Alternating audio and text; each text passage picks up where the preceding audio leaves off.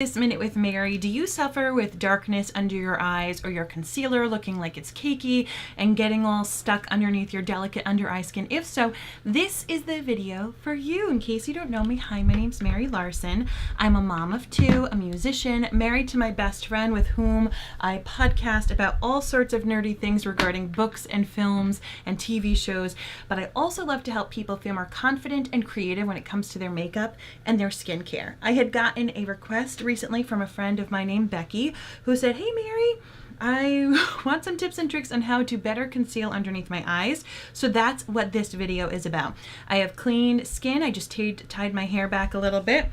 And I'm gonna get into this. But before I do, I would love it if you could do me a favor. If you're watching this on the replay, you know that because the live button isn't up above, I'm dropping everything. I've got the dropsies today.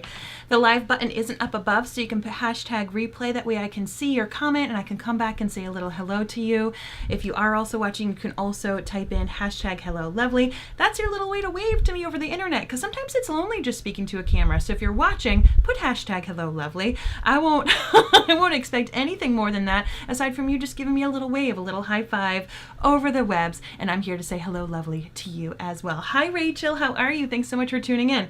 All right, so dark under eyes. First things first, your under eye skin is the thinnest skin on your face. The rest of your skin has got a little bit more thickness to it, but under your eyes is super, super thin.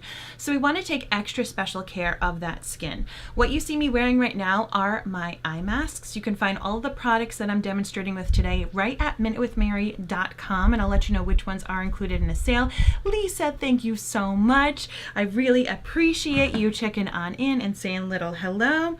And we got somebody else saying hello lovely, but I couldn't see who it was because sometimes Facebook's mean. Sometimes Facebook's mean, friends. So we're going to make sure that I can see you and make sure that I've got everything so I can say little hellos properly. Come on. All right, I'm going to figure this on out. All right, so I've got my under eye masks on. Now, these under eye masks are kind of my quick fix for physical bagginess under your eyes. If your eyes are really dry, if you've got fine lines, they are a quick fix. If you look at yourself in the mirror and you look like the Grim Reaper and you do not have specific skincare for your under eyes, this is going to be something you might want to check on out. What it does is it tightens up your skin. It brightens, it adds massive hydration. You wear it for about 10 to 15 minutes. So what I do is I do all my regular skincare, I plop these on, and then I brush my teeth, or I go and I do my hair. I love to also do my eyeshadows while I have these under eye masks on. It's gonna really saturate and put some serum right into that skin. I also find that it makes all of these pores super small. So if you have large pores right here next to your nose, it's also gonna shrink those little puppies up. Now, if you wear this for 10 to 15 minutes, you are going to see some great results that are going to last you throughout the day. If you wear it sparingly, you will not necessarily have long-term results. This is going to be like fixing up your under eyes that day. However, if you wear it every single day, you are going to start to see some long-term results. The other thing that I like to do for underneath my eyes, and I'm going to take these, and for people who join late, they're going to be like, what is Mary doing? You can also take it and flip it around because there's serum on the other side, and you can use it on your forehead lines. I have a lot of people who use it on their 11sies. You can even use it, are these called marionette lines or smile lines? A lot of people even use it here. So sometimes people will just flip it around and put it on a different area of their face. I'm just doing this to show you that you can do that. So what this did is it tightened, it brightened, and it super hydrated my skin. After I have used those eye masks, or instead, you can of course use your eye cream. So eye cream is going to give you long-lasting results. This is going to add massive hydration, help tighten, help brighten. It's got special ingredients inside of it to really help make sure that that skin, which is ever so delicate, gets everything that it needs. And honestly, I like to even bring it up on top of my hooded eye because I do have hooded eyelids. Friends, tell me, how are you doing? How are you doing today? What's the weather like near you? The weather near me is stunning. It is absolutely stunning. So pretty. So I cannot wait to go out and about. Today is my big day. My kids have chorus and then I have wind ensemble.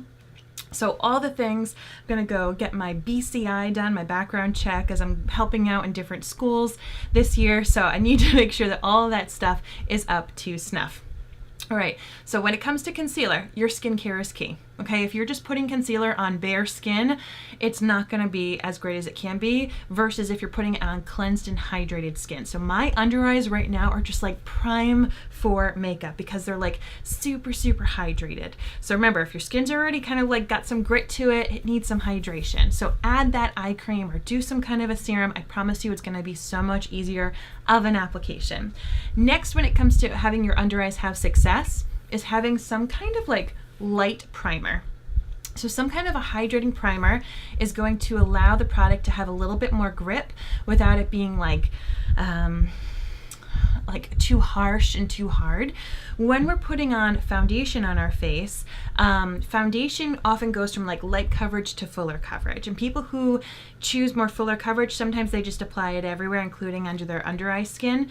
If you're younger and you don't necessarily have crepiness and darkness and like a lot of texture under your eyes, you can do whatever you want to do. But I will tell you that as we get older and our body stops creating as much collagen, we lose kind of some of the plumpness in that area.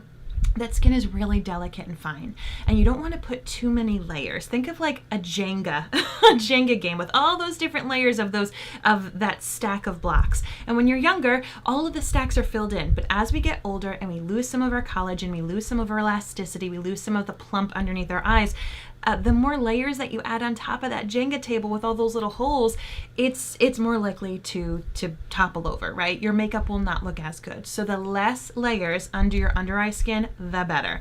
So if I were to be doing my foundation first, I would not necessarily be going underneath my eyes. If I know I'm going to be choosing concealer, I would do the concealer and use minimal, if any, foundation underneath my eyes. Less is more when it comes to your under eye skin.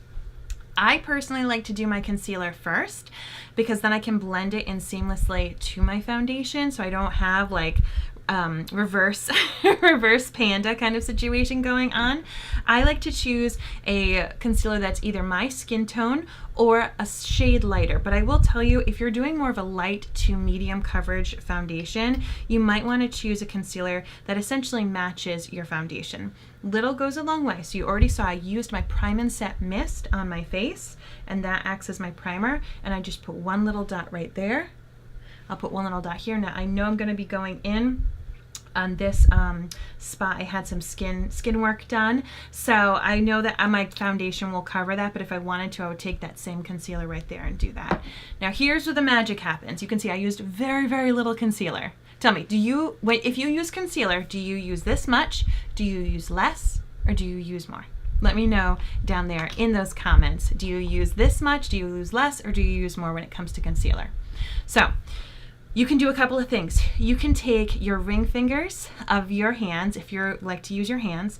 You could use some kind of a more densely packed concealer brush. You can use also a damp blending bud, so one of those little blending sponges. Don't make sure it's not dry.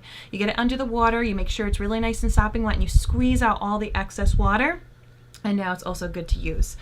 For those of us who have crepiness under our eyes, I like to go back in actually with a little bit more setting spray mist. You can either spray it directly on your face, or you could spray it on your finger or on that damp blending bud. And what this is going to do is it's going to thin out your concealer just a smidge while setting it. So setting spray is almost like a hairspray for your makeup. Without all the tackiness and the harshness to it, it locks the makeup in. So what we're trying to do is we're trying to tell the concealer, stay here, and don't wiggle around into my fine lines. Please don't go into the valleys of my skin.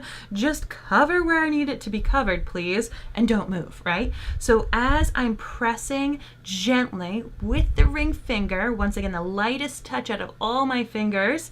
Piano players know what I'm talking about. Guitar players, saxophone players like myself, we know the ring finger is the weakest of the fingers. So I'm just lightly tapping, and you tap until the tackiness is gone. That's how you know your concealer has set. So I'm not going into my crow's feet area, not going around there. I'm just going right more in this inner corner and where I had that discoloration. You can see it's already helped conceal some of that area. Now I have a little bit left kind of underneath where the physical bag is. I use a little bit more so I can cover my acne. Yes, exactly, Rachel.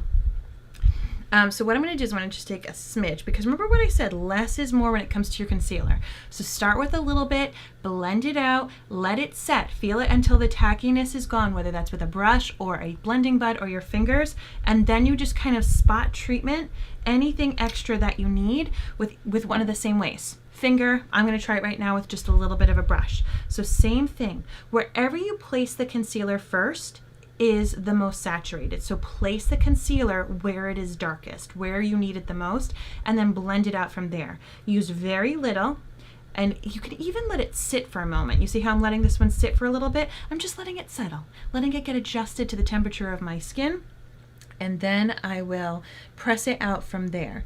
So as I said, if you find that it is moving and a grooving, my first thing to suggest to you is to use less. If you're using too much, it honestly may be too heavy for the folds of the skin. Ideally, your concealer is going to pack a punch. Ideally, it's going to have some really good coverage to it, so you don't need to use that much. And then also you can use a setting spray to really lock it in. Tap it until it is set. You can also use, after you're done, kind of like a powder brush like this right here. It's just a clean side of my powder brush, or once again, a blending bud, or just the pads of your ring finger. And this is just tapping. Once again, making sure it's set, doing it until it's done. So as you can see, I'm looking up. Sometimes if we're looking straight or we're, doing all those things, the folds of our eyelids will already be folded. So if you're looking up, it's just naturally kind of keeping that skin straight, so you don't have all those little folds. And there you go. So you can see the line from where I've had that concealer. I chose a concealer that more matches my skin tone, and now when I add my foundation, it's gonna blend it away. If I did my concealer after my foundation, I would just be making sure that I blended that out a little bit. So those are some great concealer tips and tricks for you if you're finding that around your eyes it's giving you some difficulty, it's not laying the way that you want it to. Less is more. Utilize a prime and set mist if you can to help thin it out and to lock it in place. Use one of those tools, your fingers, a concealer brush, or a damp blending bud, and pat it until it's done setting. Really just place it in the spot that you need it the most. Let it sit there for a moment to really adjust to your body temperature and to kind of get settled, and then blend it out from there. So Rachel says, since I use the eye cream, I haven't had to put too much concealer on my under eye area, right? So exactly. So skincare is going to help alleviate a lot of the problems, but also doing your skincare and eye cream right before you apply your concealer is going to create a really nice hydrated, little hydration sandwich, a little hydration medley, versus if I put my eye cream on hours and hours ago and then I tried to put on my concealer, it might be a little more dry than had I done it right away. So that's what I recommend, is if you do have some kind of an eye cream or eye serum routine, do that and then go into your concealer, so that way you can lock it all in and it can have that beautiful hydrated surface to work with. All right, so on that note, I'm gonna let you go and finish my face, because I did title this video for your eye cream issues. If you ever have any questions, whether you purchase products at minutewithmary.com and you have a question on how to apply it or use it, or if you have questions about other products, please feel free to message me. I love having topics to help and discuss about on videos like this one. I really appreciate my friend Becky for letting me know that this was a question of hers, and I hope that you have an amazing day. Thanks for tuning into this Minute with Mary. I'll see you all soon. Take care. Bye.